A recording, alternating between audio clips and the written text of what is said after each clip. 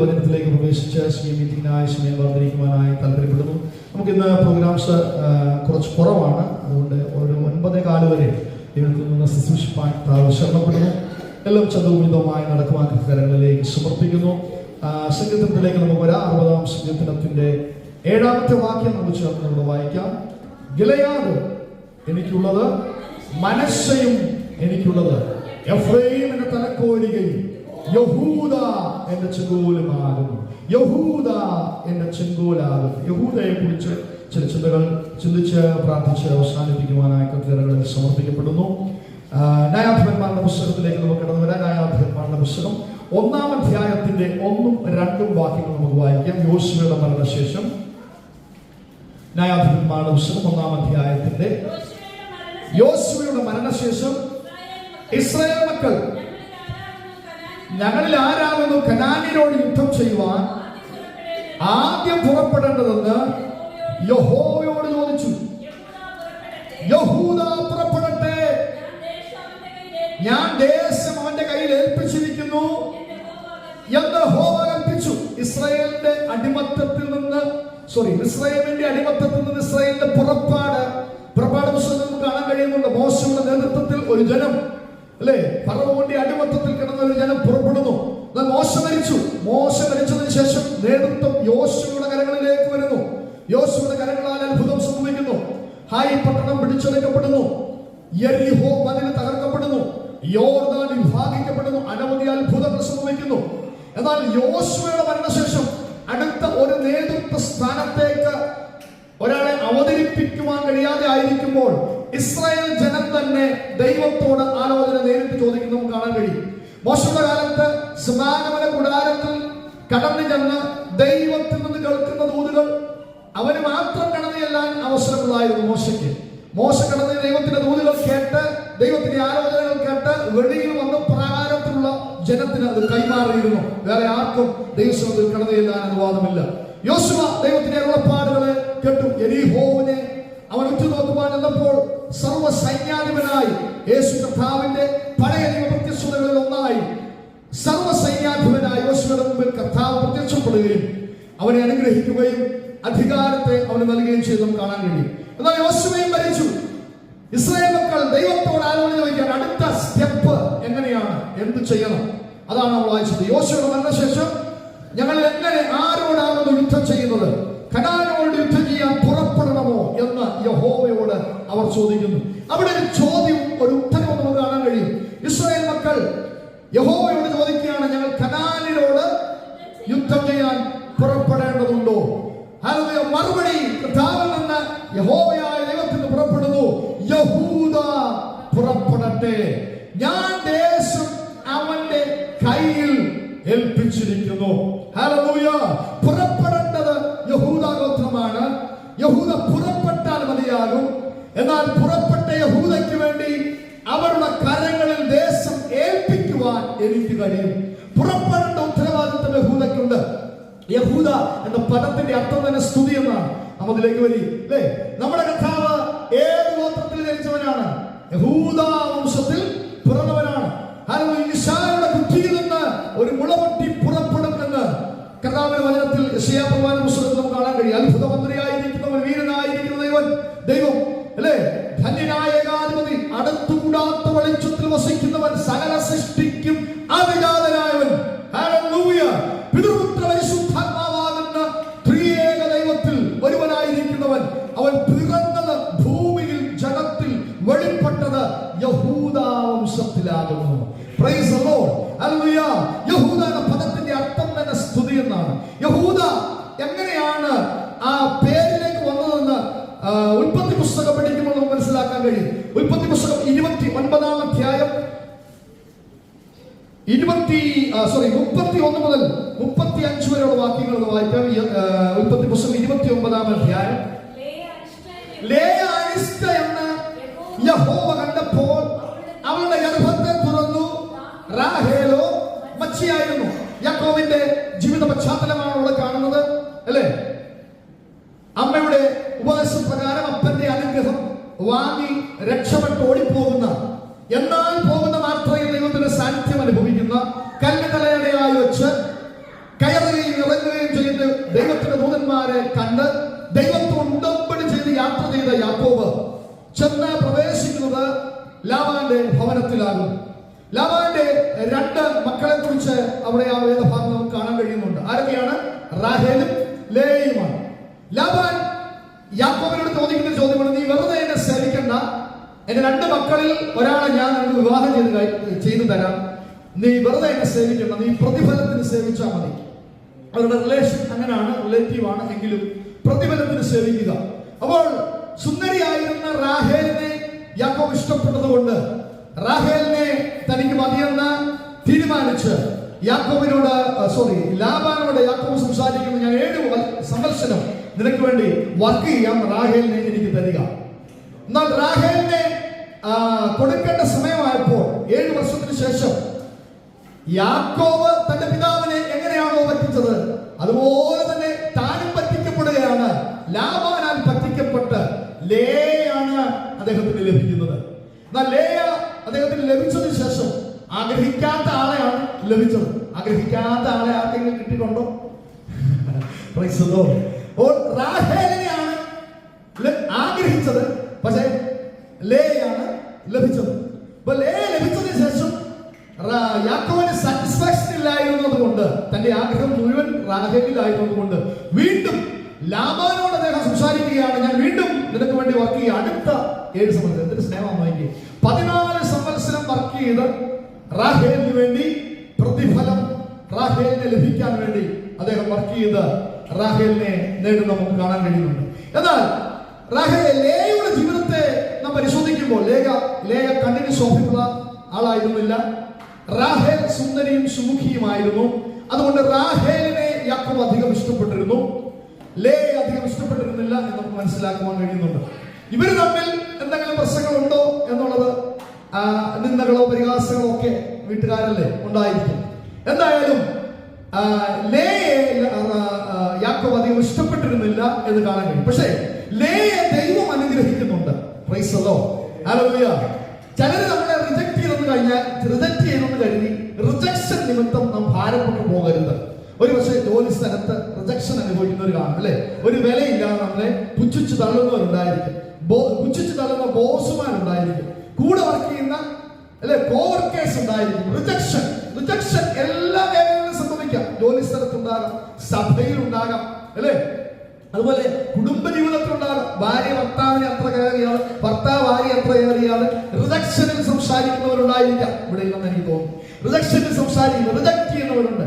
പക്ഷേ റിജക്ഷൻ ചെയ്യുന്നവർക്ക്, അല്ലെങ്കിൽ ഒരാളെ തിരസ്കരിക്കുന്നവർക്ക്, കാര്യമാക്കാതിരിക്കുന്നവർക്ക് അവരെന്തോ വേണം ചെയ്തതുപോലെ അവരുടെ ഉള്ളിൽ ഫീൽ ചെയ്യുന്നുവെങ്കിലും, ഹല്ലേലൂയ, ദൈവം അങ്ങനെയുള്ളവരെ സഹായിക്കുകയും അനുഗ്രഹിക്കുകയും ചെയ്യുന്നത് ദൈവത്തെ കാണാൻ കഴിയും, അല്ലേ? റിജക്ട് ചെയ്തവരെ എല്ലാം ദൈവം ഉയർത്തിക്കൊണ്ട് വന്നിട്ടുണ്ട്, അല്ലേ? ഹല്ലേലൂയ. അപ്പനും അമ്മയും എന്നെ ഉപേക്ഷിച്ചിരിക്കുന്നു. ദാവീദ് പറഞ്ഞ കാര്യം, അല്ലെ? രാമദാസ് പ്രസംഗിച്ചായിരുന്നു ദിവസം. അപ്പനും അമ്മയും എന്നെ ഉപേക്ഷിച്ചിരിക്കുന്നു. സ്വന്തം അപ്പനും അമ്മയും റിജക്ട് ചെയ്ത ഒരു വ്യക്തിത്വം. സഹോദരന്മാർ നീ പടക്കളത്തിൽ വന്നതിൽ നിന്ന് പരിഹസിക്കുന്ന ദാവീദ്, എല്ലാവരും ഉപേക്ഷിക്കപ്പെട്ടവൻ, ഹല്ലേലൂയ, ദൈവത്തിന്റെ കണ്ണുകളിൽ അവരെ ഉടക്കി. ഇശ്ശായിയുടെ കുടുംബത്തിൽ ഞാൻ ഒരുവനെ കണ്ടിരിക്കുന്നു. എന്റെ ഹൃദയപ്രകാരമുള്ള മനുഷ്യൻ ഒറ്റപ്പെട്ട ഇടങ്ങളിൽ, തിരസ്കരിക്കപ്പെട്ട ഇടങ്ങളിൽ, റിജക്ഷൻ അനുഭവിച്ച ഇടങ്ങളിൽ ഭാരപ്പെട്ടു പോകാതെ ദൈവത്തോടുള്ള ബന്ധം കീപ്പ് ചെയ്തവൻ രാജസ്ഥാനത്തെത്തുവാനിടയായി തീർന്നു. അതുകൊണ്ട് ആരെങ്കിലും തള്ളുന്നുണ്ടെങ്കിൽ, റിജക്ട് ചെയ്യുന്നുണ്ടെങ്കിൽ, ഈ ചെവി കൊണ്ട് കേട്ടിട്ട് ഈ ചെവി കൊണ്ട് അങ്ങ് കളഞ്ഞേക്കണം. ഹല്ലേലൂയ. നിനക്കും ദൈവം തമ്മിൽ ഒരു ബന്ധമുണ്ടെങ്കിൽ, ഹല്ലേലൂയ, ഈ ലോകം മുഴുവൻ നിന്നെ എതിർത്താലും, ഹല്ലേലൂയ, സ്വന്തം കുടുംബക്കാർ നിന്നെ തള്ളിക്കളഞ്ഞാലും, ഹല്ലേലൂയ, നിന്നെ മാനിക്കുന്ന, ഉയർത്തുന്ന ഒരു ദൈവമുണ്ട്. അതുകൊണ്ടാണ് ദാവീദ് പറഞ്ഞത്, നിന്റെ അപ്പനല്ല എന്നെ രാജസ്ഥാനത്ത് എത്തിച്ചത്, ഈ യഹോവയുടെ നിയമവട്ടകത്തിന്റെ മുമ്പിൽ പഞ്ഞിനീലം പഞ്ഞുനൂൽ അംഗീകരിച്ച് രാജവസ്ത്രം ഊരി വെച്ച് അവമാനിക്കപ്പെട്ടവനെ പോലെ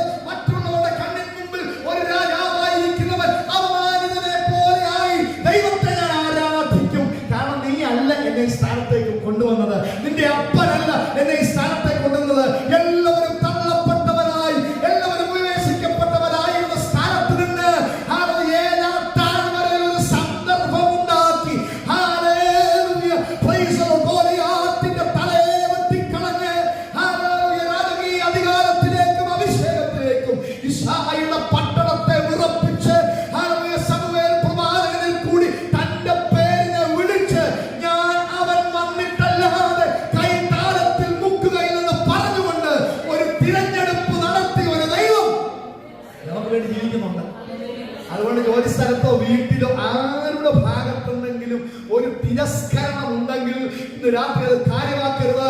നീയും ദൈവവും തമ്മിലൊരു നല്ല ബന്ധമുണ്ടെങ്കിൽ അവൻ നിശ്ചയമായും നമ്മെ ഉയർത്തുന്ന ദൈവമാണ്. അന്നെ നിന്ദിക്കുകയായിരുന്നു. അന്ന തിരിച്ച് നിന്ദിക്കാൻ പോയില്ല. അന്ന തിരിച്ച് പള്ളു പറയാൻ പോയില്ല. അവൾക്ക് പറയാനുള്ളതെല്ലാം അവൾ വീട്ടിലല്ല പറഞ്ഞത്, അവൾക്ക് പറയാനുള്ളതെല്ലാം അവൾ ആലയത്തിലാണ് പറഞ്ഞത്. അന്ന പാസ്റ്ററിനോട് പോലും പറഞ്ഞില്ല. സാധാരണ വീടുകളിലൊക്കെ പ്രശ്നം ഉണ്ടാവും. ആരാ ഡീൽ ചെയ്യാൻ പോകുന്നത്? പാസ്റ്റർ അല്ലേ? പാസ്റ്ററിനോട് പോലും ഏലി പുരോഹിതനോട് പോലും പെരിനെ കുറിച്ചൊരു വാക്ക് പറഞ്ഞില്ല. തന്റെ അവസ്ഥയെ കുറിച്ചൊരു വാക്ക് പറഞ്ഞില്ല. അവൾ പറയാനുള്ളത് അധരങ്ങൾ പോലും പൂട്ടിവെച്ചുകൊണ്ട് ഹൃദയത്തിൽ നിന്നവർ ദൈവത്തോട് സംസാരിച്ചു. നീ വീഞ്ഞു കുടിച്ചു മത്തയായിരിക്കുന്നത് പോലെ എനിക്ക് തോന്നുന്നെന്ന് ഏലി പുരോഹിതൻ പറഞ്ഞിട്ടും അവൾ കാര്യമാക്കിയില്ല. അവൾക്ക് മനസ്സിലായി ശബ്ദം പുറത്തേക്ക് വരുന്നില്ലെങ്കിലും എന്റെ ഹൃദയത്തെ ഞാൻ ദൈവസന്നിധിയിൽ പകർന്നുകൊണ്ടിരിക്കുകയാണ്. അതിനുള്ള മറുപടി തനിക്ക് ലഭിക്കുമെന്ന് അവർക്ക് നിശ്ചയമായിരുന്നു. അതുകൊണ്ട് പെരീന നിന്ദിച്ചതൊന്നും പെരീന നിന്ദിച്ചതിൽ അവൾ ഭാരപ്പെട്ടുമില്ല. തന്റെ ഭർത്താവ് ഞാൻ എനിക്ക് 10 പുത്രന്മാരെക്കാൾ നല്ലതെന്ന് പറഞ്ഞതിൽ കേട്ടിട്ട് പൊങ്ങാനും പോയില്ല. Praise the Lord. Hallelujah. Hallelujah. അവൾ എന്ത് ചെയ്തു? ആ റിജക്ഷന്റെ നടുവിൽ ദൈവത്തോട് പ്രാർത്ഥിച്ചു. അവർക്ക് മറുപടി ലഭിച്ചു. അല്ലേ? യോസഫ് തിരസ്കരിക്കപ്പെട്ടവനായിരുന്നു. സഹോദരന്മാരാൽ തിരസ്കരിക്കപ്പെട്ടവൻ. ഹല്ലേലൂയ. അവൻ ഈജിപ്തിന്റെ രണ്ടാമനായി അധികാരത്തിൽ വന്നു. ഞാൻ ചിന്തിക്കുകയാണ്, യോസഫ് രണ്ടാമനായി ഫറവോന് ശേഷം രണ്ടാമനായി അധികാരത്തിൽ വന്നപ്പോ അവന്റെ മുന്നിൽ പോയി നിൽക്കുന്ന പോത്തിഫറിനെ ഒന്ന് ആലോചിച്ച് നോക്കി. Praise the Lord. അവനെ നിന്ദിച്ച, അവനെ കാരാഗ്രഹത്തിൽ അടയ്ക്കാൻ പ്രേരിപ്പിച്ച സാഹചര്യങ്ങളെല്ലാം അവന് വേണ്ടി ക്രമീകരിച്ച പോത്തിഫർ ഇപ്പൊ ചെന്ന് നിൽക്കുക. ഹല്ലേലൂയ. ദൈവം ഒരുത്തനെ ഉയർത്തിയ ഉയർത്തല കണ്ടോ? Price the Lord. എത്ര വിശ്വാസമുണ്ട്? ഹല്ലേലൂയ. ഈ ലോകം മുഴുവൻ നിനക്കെതിരെ വന്നാലും സാഹചര്യങ്ങളെല്ലാം നിനക്ക് വിരോധമായാലും ദൈവം നിന്നെ ഉയർത്താൻ പദ്ധതി ഉണ്ടെങ്കിൽ പ്രൈസ് ഗോഡ്. ഹല്ലേലൂയ. ഹല്ലേലൂയ. യോസഫിന്റെ ദൂതൊക്കെ മാറി പോകുന്നത് യോസഫിന്റെ ദർശനത്തിൽ. ഹല്ലേലൂയ. യോസഫിന്റെ സഹോദരന്മാർ അവനെ അംഗീകരിച്ച് അവരുടെ കെട്ടുകളൊക്കെ നമസ്കരിക്കുന്നതൊക്കെ കണ്ടപ്പോൾ അപ്പനും അമ്മയും പറഞ്ഞു, നല്ല കാര്യമാണ്, നല്ല കാര്യം, അവൻ നല്ല മിടുക്കനാ, അത് വിശേഷമായ വസ്ത്രമൊക്കെ അവന് കൊടുക്കാം, ഒരു കുഴപ്പമില്ല. പക്ഷെ അടുത്ത ദിവസം അടുത്ത ദൂത് സൂര്യനും ചന്ദ്രനും കൂടെ അപ്പനും അമ്മയും കൂടെ അതിന്റെ ദൂതാണ്. സഹോദരന്മാരൊക്കെ ഞാൻ പ്രായമുള്ള ഞങ്ങളോട് നമസ്കരിക്കുകയാണോ? നടക്കത്തില്ല. അത് അംഗീകരിക്കാൻ അവർക്ക് വിഷമമായിരുന്നു. എന്നാൽ സാഹചര്യങ്ങൾ മാറി പറഞ്ഞു, കാലഘട്ടങ്ങൾ തിരിഞ്ഞു പറഞ്ഞു. അപ്പനും അമ്മയും കൂടെ അവന്റെ പാദപീഠത്തിൽ വീഴത്തക്ക രീതിയിൽ ദൈവം കാര്യങ്ങളെ ക്രമീകരിച്ചെങ്കിൽ, ദൈവം വെളിപ്പാട് നൽകിയ ദർശനം നൽകിയ ആർക്കും തടുക്കാൻ കഴിയത്തില്ല. ദൈവത്തെ സ്തുതിക്കാൻ കഴിയും.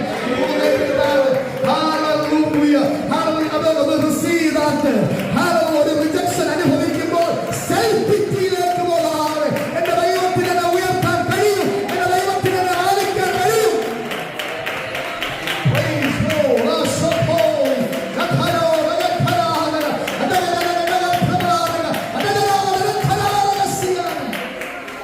ഈ റിജക്ഷനിലേക്ക് പോകുന്നവർക്ക് ഒരു കുഴപ്പങ്ങളുണ്ട്. സെൽഫ് പിറ്റിയിലേക്ക് പോകാൻ സാധ്യതയുണ്ട്. അല്ലേ? പിന്നെ എല്ലാവരും തള്ളിയിരിക്കുന്നു. അങ്ങനെ നമ്മളോട് തന്നെ നമുക്കൊരു സ്നേഹം കൂടും. അത് തെറ്റാണ്. എല്ലാവരും ജോലി സ്ഥലത്ത് തന്നെ ആരും മൈൻഡ് ചെയ്യുന്നില്ല, അല്ലെ സഭയിൽ തന്നെ ആരും മൈൻഡ് ചെയ്യുന്നില്ല, എന്റെ കൂട്ടുകാരും സെൽഫ് പിറ്റി. നമ്മളോട് തന്നെ സ്നേഹം കൂടിയിട്ട് നമ്മളോട്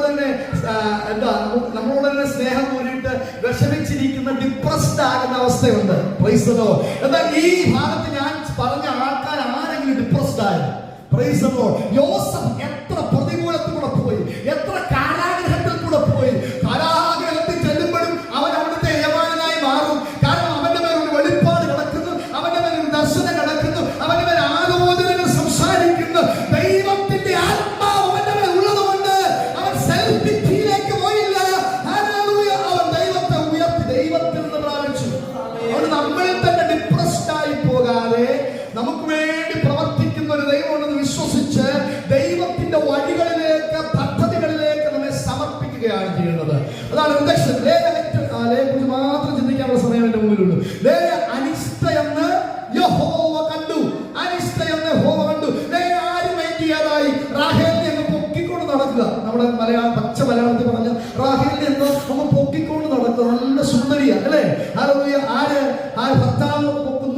ലാബാൻ പിതാവ് നോക്കുന്നു.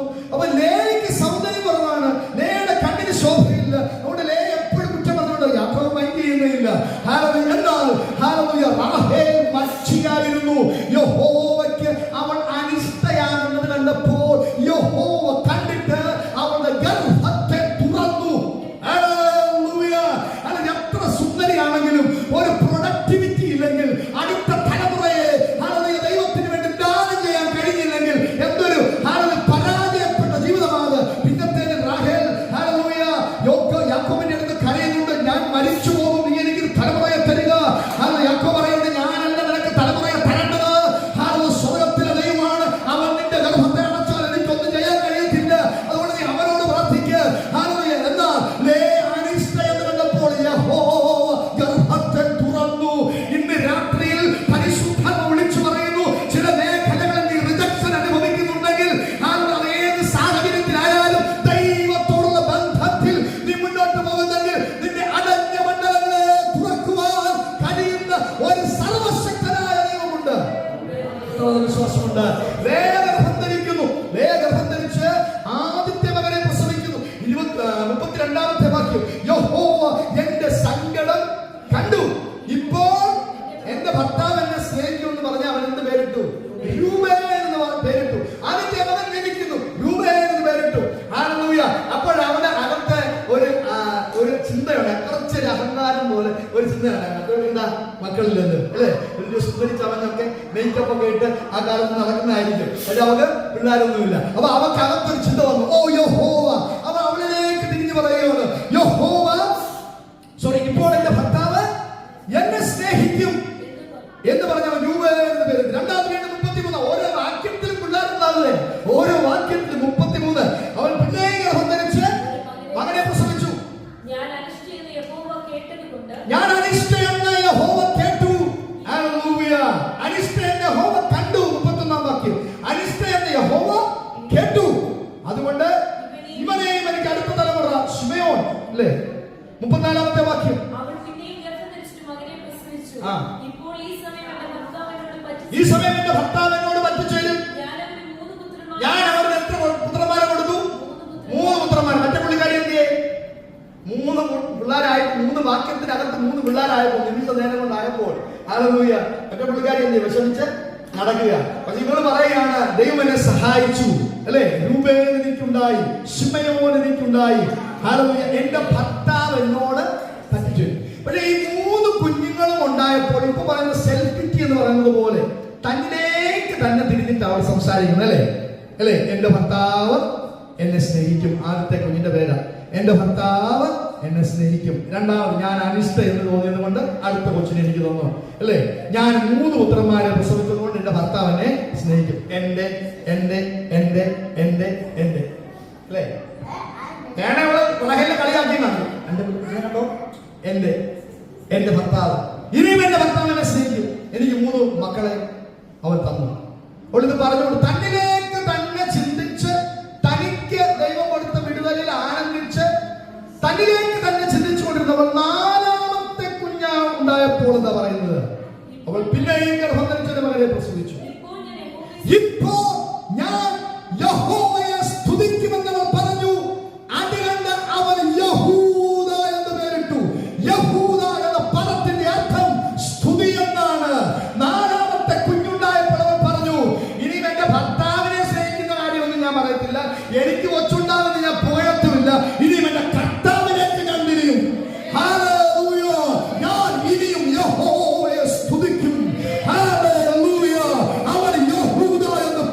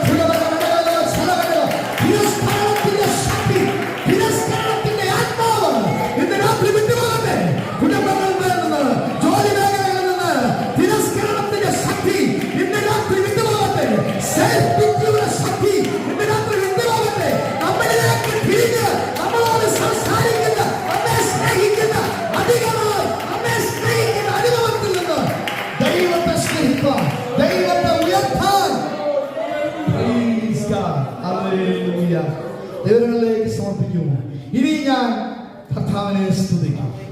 Praise God. യഹൂദ എന്ന് പേരിട്ടു സ്തുതി. കൊടവരെ നാം ആയിട്ടുള്ളൂ. Price the Lord. യഹൂദ, അവൻ ആ പദത്തിന്റെ അർത്ഥം സ്തുതി എന്നാണ്. ഹല്ലേലൂയ. നമ്മുടെ പ്രതികൂലങ്ങളുടെ നടുവിൽ ഹല്ലേലൂയ ഭാരപ്പെട്ട പിന്മാറുവാനല്ല, പ്രൈസ് ദി ലോർഡ്, സ്തുതിച്ചു മുന്നേറുവാനാണ് ദൈവം നമ്മെ ഹല്ലേലൂയ ഹല്ലേലൂയ അഭിഷേകം ചെയ്താക്കിയിരിക്കുന്നത്. സന്തോഷിപ്പിൻ, എപ്പോൾ സന്തോഷിപ്പിൻ, ഇടവിടാതെ പ്രാർത്ഥിപ്പിൻ, എല്ലാറ്റിനും സ്തോത്രം ചെയ്യുവിൻ. ഇതല്ലോ നിങ്ങളെ കുറിച്ചുള്ള ദൈവ ഇഷ്ടം. ഇടവിടാതെ പ്രാർത്ഥിപ്പാൻ, എല്ലാത്തിനും സ്തോത്രം ചെയ്യുവാൻ, സ്തുതി കരേറ്റുവാൻ, സന്തോഷിപ്പാൻ, ഇതാണ് ദൈവത്തിന്റെ ഇഷ്ടം. Praise God. ദൈവത്തിന് എന്നെ കുറിച്ച് എന്താ ഇഷ്ടം എന്നാണ് ചോദിച്ചു കഴിഞ്ഞാൽ മറുപടി ഇതാണ്. ഹല്ലേലൂയ, ആരാധന, സ്തുതി, ഹല്ലേലൂയ, മഹത്വം, ഹല്ലേലൂയ, ദൈവത്തോടുള്ള സംസർഗം, ദൈവത്തോടുള്ള ബന്ധം കീപ്പ് ചെയ്ത് അവനെ ആരാധിക്കുക, എല്ലാത്തിനും സ്തോത്രം ചെയ്യുക. ഹല്ലേലൂയ. സുഖകാലത്തും ദുഃഖകാലത്തും ഹല്ലേലൂയ കർത്താവിനെ സ്തുതിപ്പാൻ, ഹല്ലേലൂയ ആരാധിപ്പാൻ, എല്ലാത്തിനും സ്തോത്രം ചെയ്യുവാൻ, ഇടവിടാതെ പ്രാർത്ഥിപ്പാൻ, എപ്പോഴും സന്തോഷിപ്പാൻ നമുക്ക്